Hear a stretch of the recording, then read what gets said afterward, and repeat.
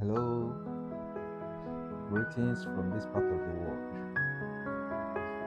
I have something to share with us on the issue of bondage. We have different kinds of bondage.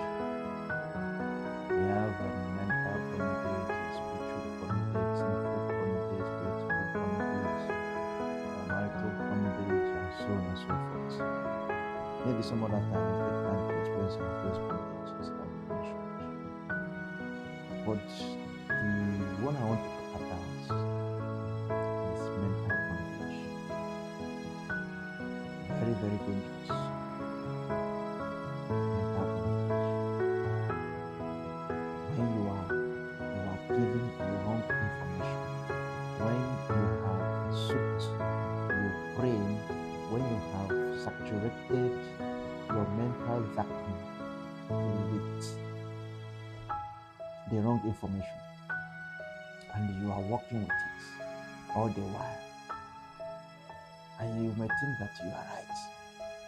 And so if another person brings an information that is not the same with the one you have and the one you are working with, it becomes an issue. And when it is very dangerous is when there are no parameters to measure which one is right and which one is wrong. And that was what Jesus was doing in the book of John chapter 8.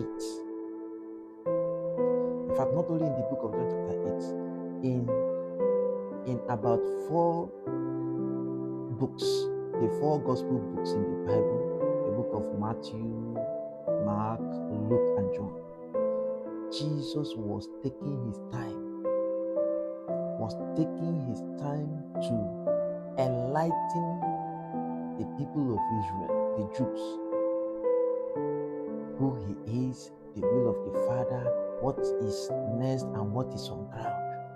And most of them didn't understand it because his teaching is quite a little bit different from what they have been taught or what they have been hearing, especially when he calls himself the Son of God. So it becomes a problem for them to believe that a man that is wearing the same flesh as they are putting on flesh, the same flesh, the same breath, everything the same, and he calls himself the Son of God. It becomes a problem for them to comprehend.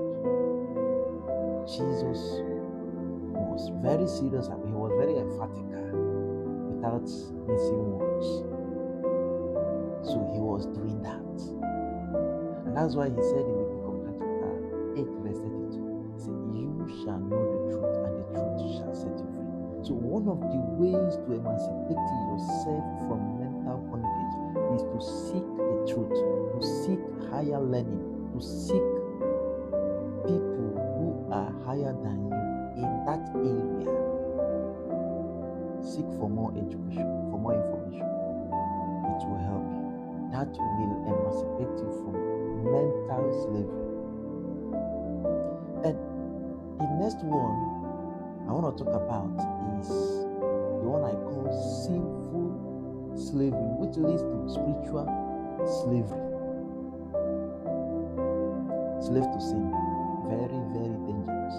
It gives the enemy access to your life. It creates access points through which the enemy comes into your life. Breaks down the edges that God built around you. Sinful slavery. Very, very dangerous. It gradually dilutes the power of God and the grace of God upon your life. And so, anytime you find yourself in this kind of slavery, do your best as much as you can to emancipate yourself through the channel that God has given unto mankind by which we shall be saved. Because the Bible says in the book of John chapter 8 verse 36, it says, therefore if the Son of Man shall set you free, you are free indeed. Bible says in the book of Acts of Apostles, chapter 4, verse 12, it said, there is no other name given unto mankind by which you shall be saved, except this name, Jesus Christ. So if you find yourself in any kind of sinful slavery, that sin that you are finding it difficult to forsake, to stop, that habit, that character, run to Jesus in humility, in brokenness. Call on Him, cry unto Him, so that it will not lead to everlasting condemnation on your life. You have a lot to do for you, and sin is a reproach. Sin is a hindrance to the power and the mercy and the grace of God upon your life. So you must do your best to emancipate yourself through the only source